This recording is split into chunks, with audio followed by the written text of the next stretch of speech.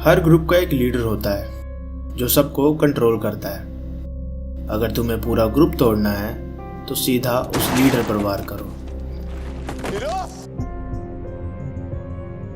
ये है law 42 from the 48 laws of power. Strike the shepherd and the sheeps will scatter. यानी तुम्हें अपने दुश्मनों को हराने के लिए सभी से लड़ने की जरूरत नहीं है। तुम्हें सिर्फ उस एक इंसान को हराना है जो उस ग्रुप को मजबूती से चलाता है, क्योंकि हर सक्सेसफुल ग्रुप के पीछे एक स्ट्रॉन्ग लीडर होता है। लेकिन सोचो, अगर तुम उस लीडर को ही हटा दो तो क्या होगा?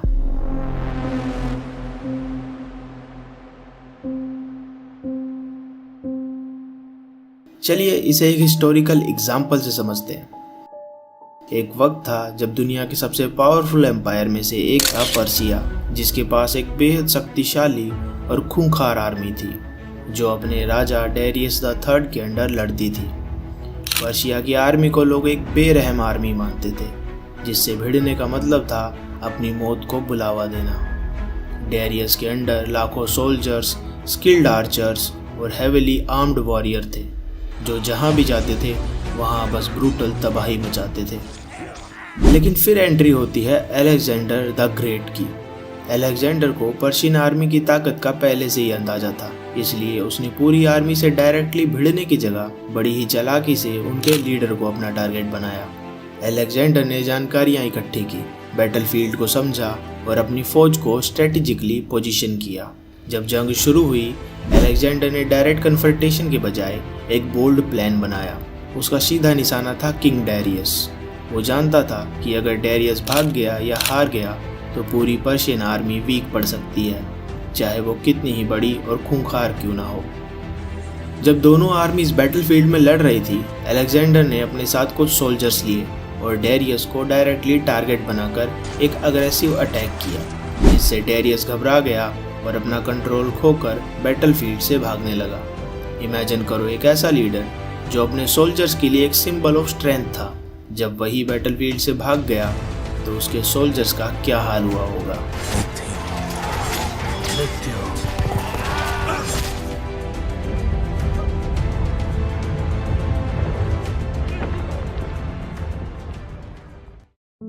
जैसे ही डेरियस बैटलफील्ड से निकल गया, पर्शियन आर्मी का मोराल बिल्कुल टूट गया। वो लोग जो कुछ देर पहले एक ताकतवर और मजबूत आर्मी लग रहे थे, अब लीडर के बिना बिल्कुल डिसऑर्गेनाइज्ड हो गए। अलेक्जेंडर ने इस मौके का फायदा उठाया और पूरी आर्मी को बंदी बना लिया।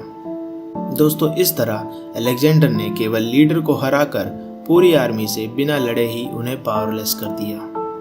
अगर हम साइकोलॉजिकल पॉइंट ऑफ व्यू से देखें तो हर इंसान की एक बेसिक नीड होती है, हायरार्की एंड स्ट्रक्चर। हम इंसान नेचुरली हर्ड एनिमल्स हैं, यानी ऐसे जीव जो दूसरों के बिहेवियर को फॉलो करते हैं। इसलिए हमें हर जगह एक लीडर की ज़रूरत पड़ती है। द सोशल आइडेंटिटी थ्योरी भी कहती है कि लोग अपने आप को ग्रुप्स के थ्रू आइडेंटिफाई करते हैं, चाहे वो फैमिली हो, फ्रेंड्स का सर्कल हो, पॉलिटिकल अफिलिएशन हो या फिर कॉरपोरेट टीम्स। जब उनका लीडर उनसे छिन जाता है तो उनका आइडेंटिटी स्ट्रक्चर कोलैप्स करने लगता है। फॉर एग्जाम्पल, एक टीम का मैनेजर जब रिमूव किया जाता है तो टीम मेंबर्स कंफ्यूज हो जाते हैं। कुछ लोग अपने आप को नया लीडर समझने लगते हैं, वहीं कुछ लोग अपनी पोजीशन को लेकर अनसर्टेन हो जाते हैं, और यही अनसर्टेनिटी ग्रुप के डायनेमिक्स को तोड़ देती है। अब सवाल ये है कि किसी भी ग्रुप के लीडर को कैसे हराया जाए? क्या सीधे जाकर उसे गोली मार दें? नहीं, बिना फिजिकल फोर्स के भी एक लीडर की लीडरशिप को तोड़ने के कई तरीके हैं। नंबर 1, र्यूमर्स स्प्रेड करो। जब किसी लीडर के खिलाफ र्यूमर्स फैलाए जाते हैं तो लोगों का परसेप्शन उस लीडर के बारे में बदलने लग जाता है। फिर चाहे वो र्यूमर्स सच हो या झूठ, किसी भी र्यूमर्स को बार बार सुनने से लोग उस पर बिलीव करने लगते हैं। ये एक साइकोलॉजिकल फेनोमेना है जिसे इल्यूजन ऑफ ट्रूथ कहते हैं। यानी अगर कोई चीज़ बार बार बोली जाए तो लोग उसे सच मान लेते हैं, चाहे वो झूठ ही क्यों ना हो। नंबर 2, लीडरशिप डिसीजन को डाउट में डालो। लीडरशिप डिसीजन को डाउट में डालने का मतलब है कि लीडर जो भी डिसीजन ले रहा है उन्हें क्वेश्चन किया जाए, उनकी प्लानिंग और सोच को गलत दिखाया जाए। नंबर 3, क्रेडिबिलिटी को चैलेंज करो। लीडर की क्रेडिबिलिटी को चैलेंज करना काफ़ी पावरफुल टेक्निक होती है।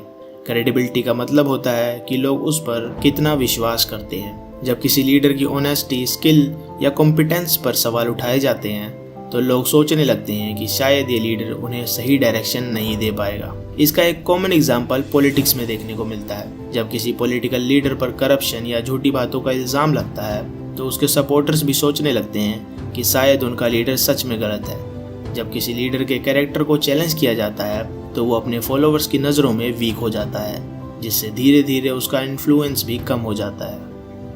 एक और इंटरेस्टिंग साइकोलॉजिकल टूल है जो तुम्हारी मदद कर सकता है इस लॉ को अप्लाई करने में, वो है एम्पैथी। एम्पैथी का मतलब होता है दूसरों के इमोशंस और फीलिंग्स को समझना। अगर तुम्हें किसी ग्रुप के लीडर को डिस्प्लेस करना है तो तुम्हें ग्रुप के बाकी मेंबर्स के इमोशन को डीपली समझना होगा। तुम्हें उनके वीकनेस, फियर्स और डिजायर्स को समझना होगा। जब तुम इन फीलिंग्स को अच्छे से आइडेंटिफाई कर लोगे तब तुम अपने एडवांटेज के लिए ग्रुप के मेंबर्स को मैनिपुलेट कर सकते हो। फॉर एग्जाम्पल, तुम देखते हो कि ग्रुप के लोग अपने लीडर के कुछ डिसीजन से खुश नहीं हैं, तो तुम इन्हीं इमोशंस को टारगेट करके ग्रुप के अंदर उस लीडर के खिलाफ हेट बिल्ड कर सकते हो। फिर जब लोग नेचुरली तुम्हारी तरफ अट्रैक्ट होने लगे तो तुम इस चीज़ का फ़ायदा उठाकर लीडर को डिस्प्लेस कर सकते हो। स्टीव जॉब्स का एप्पल से पहली बार निकाले जाना भी इसी चीज़ का एक परफेक्ट एग्जाम्पल है। 1980s में स्टीव जॉब्स ने एप्पल को स्टार्ट किया और उन्होंने अपने यूनिक लीडरशिप और विजन के थ्रू कंपनी को टेक इंडस्ट्री में टॉप पर लाकर रख दिया। लेकिन उनकी लीडरशिप स्टाइल काफ़ी ज़्यादा अग्रेसिव थी और बहुत सारे लोग उनके इस डिसीजन से खुश नहीं थे। स्टीव जॉब परफेक्शन चाहते थे। वो अपने एम्प्लॉयज़ के ऊपर इंटेंस प्रेशर डालते थे, जो कि कई एम्प्लॉयज़ के लिए प्रॉब्लम बन गई थी। उनके लीडरशिप स्टाइल में एम्पैथी की काफ़ी कमी थी, इसलिए वो अपने एम्प्लॉयज़ के इमोशनल स्टेट को समझने में फेल हो गए। जॉन स्कली, जिसको स्टीव जॉब्स खुद एप्पल में लाए थे, उसने स्टीव के अग्रेसिव नेचर और उनकी लीडरशिप स्टाइल को टारगेट करना शुरू किया। स्कली ने बोर्ड ऑफ डायरेक्टर के साथ एम्पैथी के थ्रू काफ़ी क्लोज रिलेशनशिप बनाए और वो उनके अंदर स्टीव जॉब्स के खिलाफ स्लोली एक नेगेटिव सेंटीमेंट बिल्ड करने लगा। स्कली ने बोर्ड को ये समझाया कि स्टीव की लीडरशिप स्टाइल कंपनी की ग्रोथ के लिए लॉन्ग टर्म में डेंजरस हो सकती है। स्कली बोर्ड मेंबर्स के फ्रस्ट्रेशन और फियर को एम्पलीफाई करता गया और धीरे धीरे बोर्ड्स के मेंबर को अपने फेवर में मैनिपुलेट कर लिया। इस तरह स्कली ने स्टीव जॉब्स को एप्पल के सीईओ की पोजीशन से निकलवा दिया। स्टीव जॉब्स का एप्पल से एग्जिट एक परफेक्ट एग्जाम्पल है जहां लीडर को उनके ही ग्रुप के मेंबर्स के इमोशन और सेंटिमेंट्स को टारगेट करके रिमूव कराया गया। ये दिखाता है कि किस तरह एम्पैथी को समझकर और उसका सही यूज़ करके तुम किसी भी पावरफुल लीडर को डिस्प्लेस कर सकते हो। लेकिन क्या अपने गोल को अचीव करने के लिए अपने लीडर को धोखा देना सही है? कमेंट करो, मैं देखना चाहता हूँ कि तुम्हारा माइंडसेट क्या है। बाकी फ्रेंड्स, आज की वीडियो में बस इतना ही। नेक्स्ट वीडियो में हम डिस्कस करेंगे लॉ नंबर 41 को, इसलिए चैनल को सब्सक्राइब करना ना भूलें और अगर वीडियो आपको वैल्यूबल लगी तो इसे लाइक ज़रूर करें।